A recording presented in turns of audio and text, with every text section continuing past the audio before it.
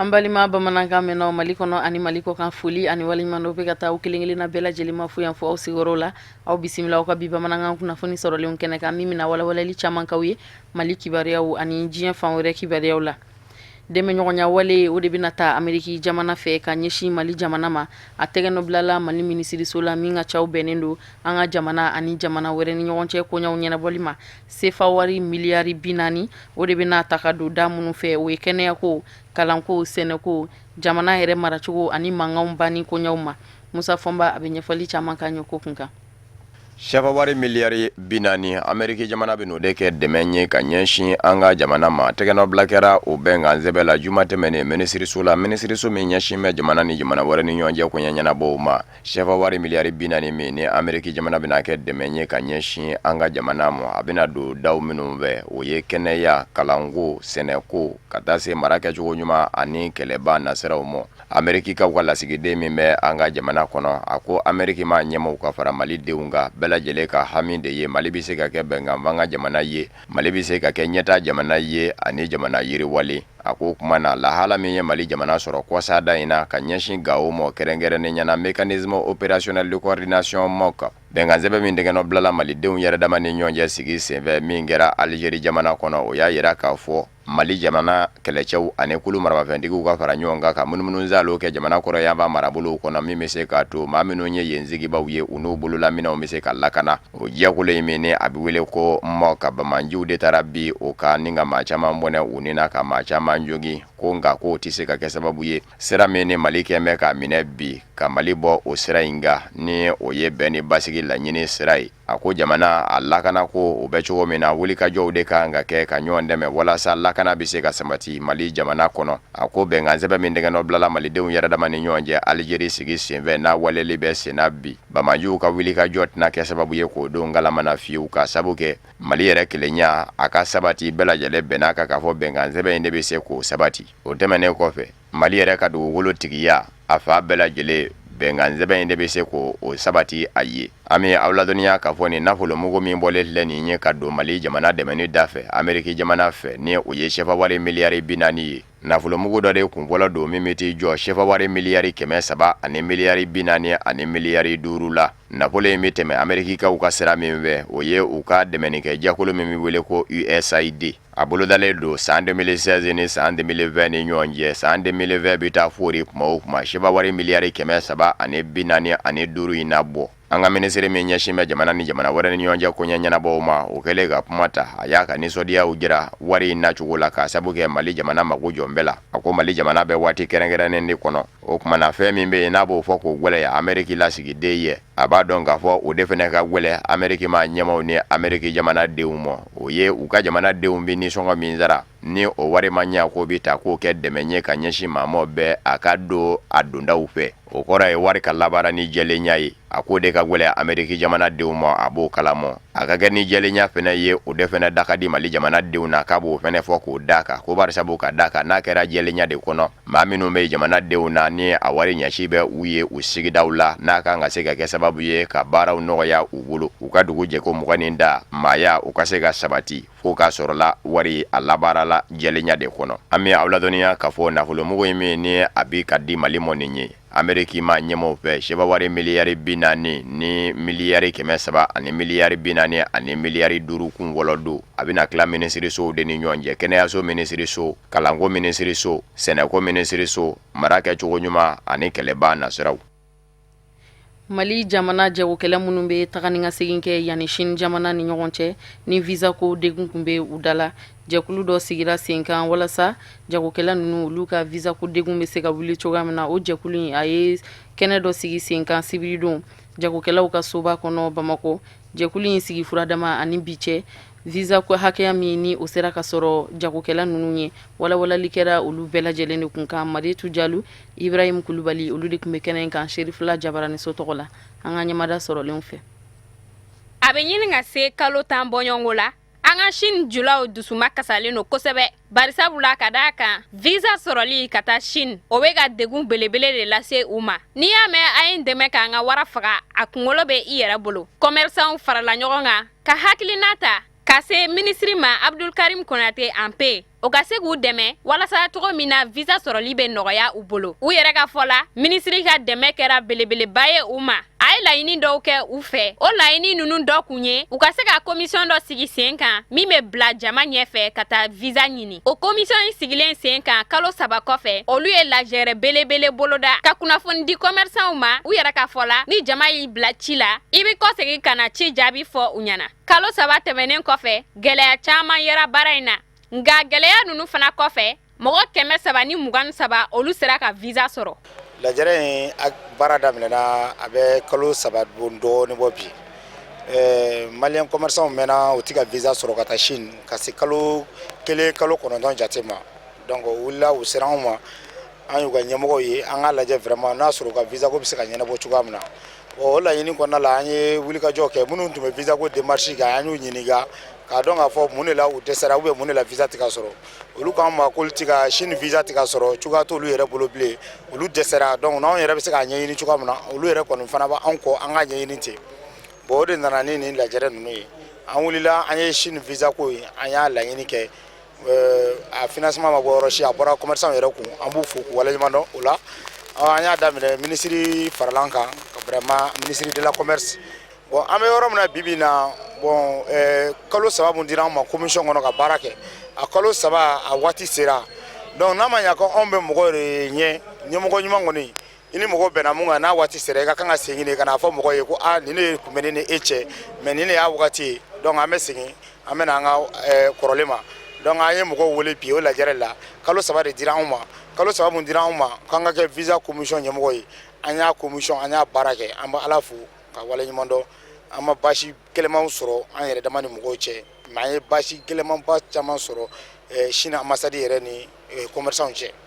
donc o laɲini parce que an ka laɲini kɔnɔna la an y'a yira ko Chinois ka san 1 di mɔgɔw ma u tun y'a fɔ u b'a kɛ mais Chinois ma kɛ bilen an y'a yira ka kalo 6 di mɔgɔw ma visa kalo 6 di mɔgɔw ma u ko k'u b'a kɛ multiple rentrée u ma kɛ donc o gɛlɛya minnu sɔrɔla baara kɔnɔna la ni papier dɔ tun bɛ olu kun t'a la mais o papier ninnu tilala ka segin k'olu don a la bon vraiment olu de kɛra an ka gɛlɛyaw ye vraiment o gɛlɛya ninnu tɛmɛnen kɔ an b'a ɲini malien minnu bɛ Chine n'u sigilen bɛ yen nɔ n'u sigi papier u sigi papier banna visa banna u bolo Chinois kɛlen k'u maltraiter cogo min na an ɲɛ b'a yɔrɔ la vraiment a degun b'an kan a gɛlɛya b'an kan ni autorité malien bɛ se k'i cɛsiri o la cogoya min na vraiment les maliens ressortissants en Chine na ka se k'u dɛmɛ u ka papier ko la cogoya min na vraiment u bɛ fisaya kosɛbɛ k'a fara yan mɔgɔ yɛrɛ minnu bɛ voyager u ka papier ka segin ka d'u ma cogoya min na i n'a fɔ kɔrɔlenw parce que an ma kojugu foyi kɛ Chinois la Afrique bɛɛ kɔnɔ Chinois b'a ka papier di dugu bɛɛ ma fo Mali a t'i ka papier di Mali ma a t'i fɛ ka visa di Mali ma bon an t'a dɔn o bɛ yɔrɔ bɔ o ko bɛ bɔ yɔrɔ min na vraiment ni autorité b'o kalama autorité ka kan ka wuli n'u t'a kalama fana u ka wuli u k'a lajɛ vraiment maliyɛnw sɛgɛnnen don Chine ko la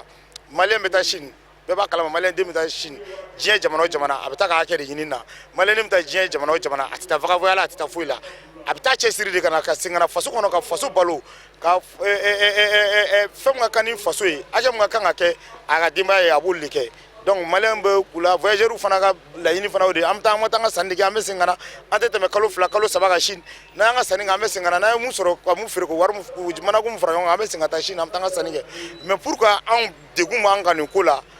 vraiment nin ko tɛ ka se ka ɲɛ sɔrɔ vraiment o kɛra gɛlɛya y'anw bolo. Ni commerçant ninnu y'a yira k'a fɔ k'olu jɔyɔrɔba de bɛ jamana sɔrɔ bosonni na wa u bɛ taa Chine ka t'u ka minɛnw ta ka n'a feere u ka baasi ma ko si ma se Chine jamana ma nka olu yɛrɛ bɛ ɲininkali minnu kɛ o dɔ ye mun de la Chinois bɛ ban ka visa di olu ma. Chinois bɛ ka n ka visa jɛni min kɛ a la vraiment a y'an tɔɔrɔ n'an ko k'a m'an tɔɔrɔ a y'an tɔɔrɔ fo ka taa fɔ a y'an tɔɔrɔ mais degun kelen min b'an kan parce que diɲɛ yɔrɔ o yɔrɔ n'i bɛ sanction kɛ mɔgɔ kan i b'a kun de fɔ a ɲɛna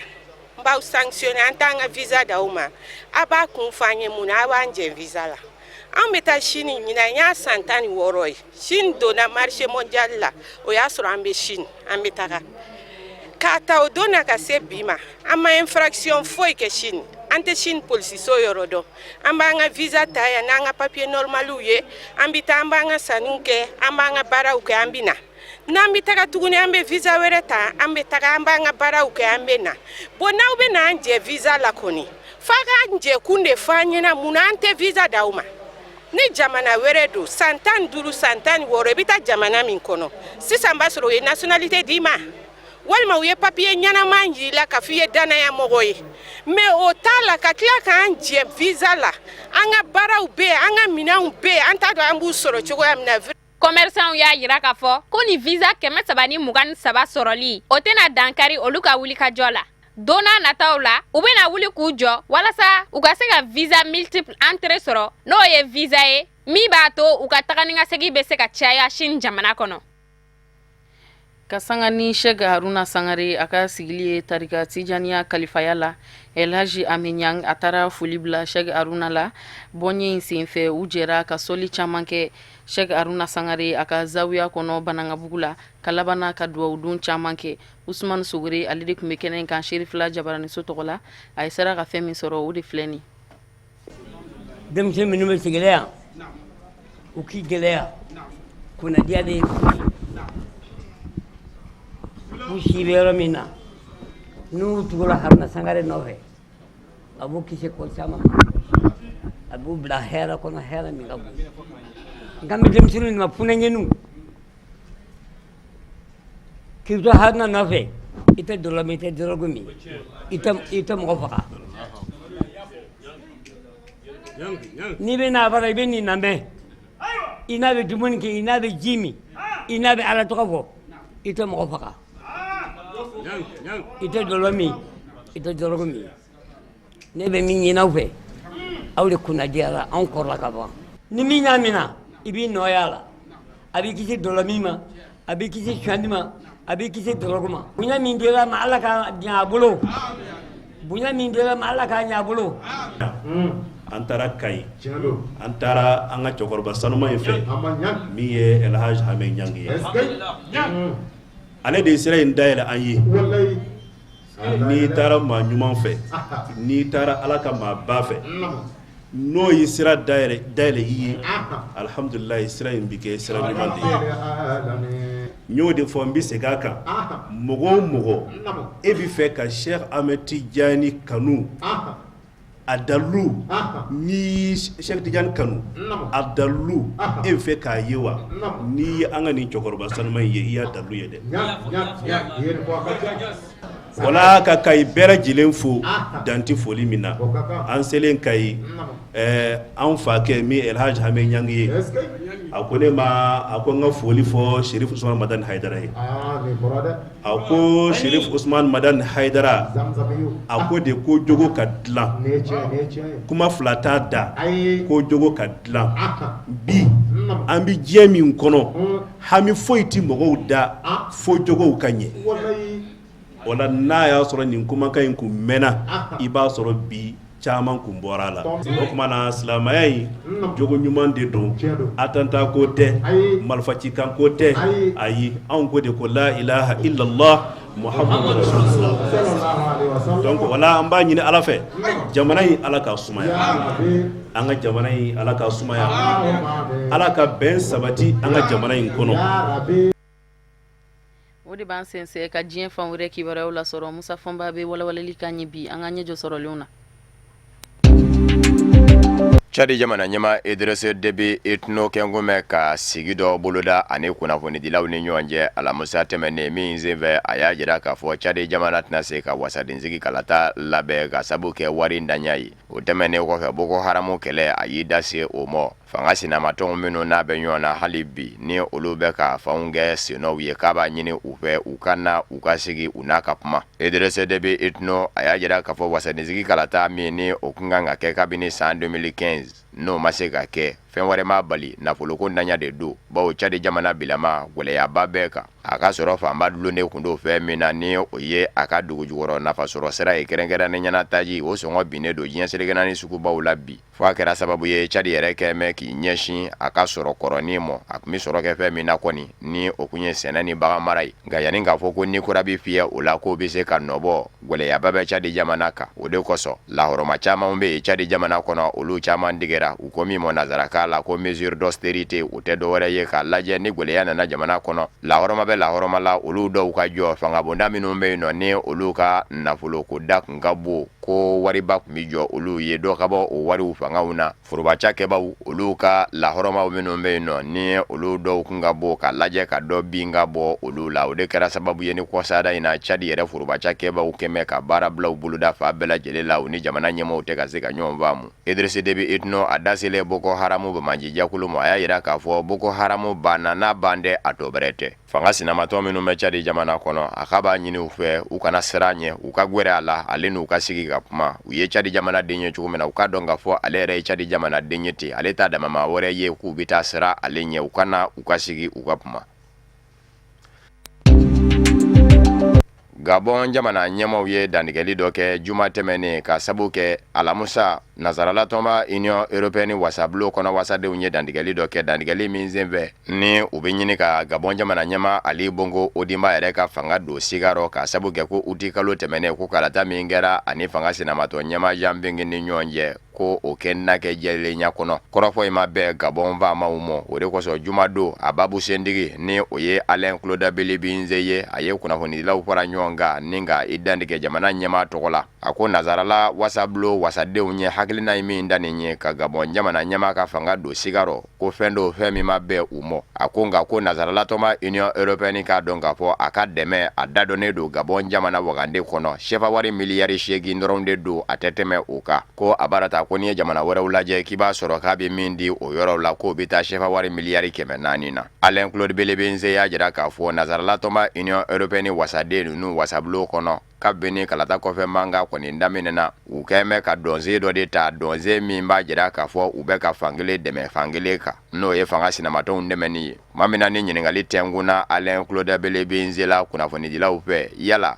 Nazaralatɔma Union Européenne wasadenw ye nin hakilina min da nin ye ka Gabon fanga yɛrɛ don sigarɔ cakɛɲɔgɔnya min bɛ Nazaralatɔma Union Européenne Gabon jamana cɛ Gabon faamaw n'o jɔ wa Alain Claude Bilibinze ko a bɛ jɔ a ti jɔ kuma t'o yɔrɔ la jateminɛw de bɛ kɛ fɔlɔ cakɛɲɔgɔnya in yɛrɛ la nafa minnu bɛ a la nafa ninnu bɛ cogo di a ko fɛn kelen min bɛ ta fɔlɔ o ye mɔni min ni o bɛ ka kɛ ni o cakɛɲɔgɔnya bɛ Gabon jamana ni Nazaralatɔma Union Européenne ni ɲɔgɔn cɛ Gabon jamana kɔnɔ jɛgɛ mɔn Gabon jamana ni Nazaralatɔma Union Européenne ka jɛ kɔnɔ Gabon jamana ka sɔrɔ ye jumɛn ye a la a ka bin ye jumɛn ye a la kelen filanan Nazaralatɔma Union Européenne ni Gabon jamana ni ɲɔgɔn cɛ jɛ mɔni nasira in kan Nazaralatɔma Union Européenne bɛ mun sɔrɔ a la a bɛ mun don a la ko nin fɛn fila de kan ka jateminɛ an bɛ aw ladɔnniya k'a fɔ Alamusa tɛmɛnen Nazaralatɔma Union Européenne de ye sigi kɛ jamana damadɔw ka lahala kan kalatako ta fan fɛ Congo Kinshasa ani Gabon jamana min ye Gabon ta fa ye u nana bɛɛ a ka k'a fɔ uti kalo tile 27 kalata min kɛra ni o y'a jira k'a fɔ Ali Bongo Odimba ye sebaya ta k'a kɛ na kɛ sigarɔ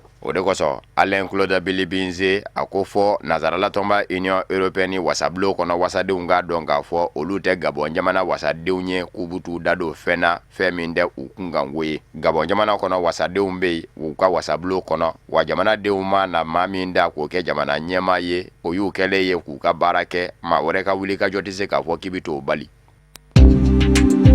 Congo Kinshasa jamana kɔnɔ maa min kɛra fanga sinamatɔ ɲɛmaa ye don jango Etienne Tshisekedi jamana ɲɛmaa minnu fɔfɔra ɲɔgɔn kɔ fanga na jamana kɔnɔ a y'i kwada caman na Etienne Tshisekedi a si tun bɛ san 80 ani san 4 na dabama ka wele sera a mɔ Belgique faaba la Bruxelles la banafurakɛ senfɛ bibi in na a ka janaja min kan ka labɛn bɛn tɛ ka se ka kɛ o de ka Congo Kinshasa jamana kɔnɔ barisabu ka da ka jamana ɲɛmaa Joseph Kabila n'an b'a jira dantigɛli dɔ la k'a fɔ a kɛnbɛ k'a fɔ a ka minisiri ɲɛmaa ni minisiriw bɛɛ lajɛlen ye k'u ka labɛn bɛɛ lajɛlen sabati janaja min bɛ se ka labɛn Etienne Tshisekedi fanga sinamatɔ ɲɛmaa ye min n'a kunnama ka kan o ka sigi senga a ye jamana kɔnɔ o ma bɛɛ a ka fanga ɲini jɛkulu UDPS mɔ UDPS ma ɲɛmaaw y'a yira k'a fɔ ni maa bi a ka janaja labɛn bɛɛ olu de ye a ɲɛkun ye wa olu de y'a labɛnbaw ye jamana ɲɛmaa don Joseph Kabila dun kɛn bɛ k'a jira k'a fɔ ale yɛrɛ ye kuma ɲɔgɔnya don a n'a ka denbaya ni ɲɔgɔn cɛ ka ban janaja labɛnni ko ta fan fɛ nka UDPS fanga ɲini jɛkulu kɔni kɔnɔmaw kɛn bɛ k'a jira k'a fɔ olu ti jɛn ni a ye fiyewu maa wɛrɛ k'a fɔ k'i bɛ janaja in labɛn ni u tɛ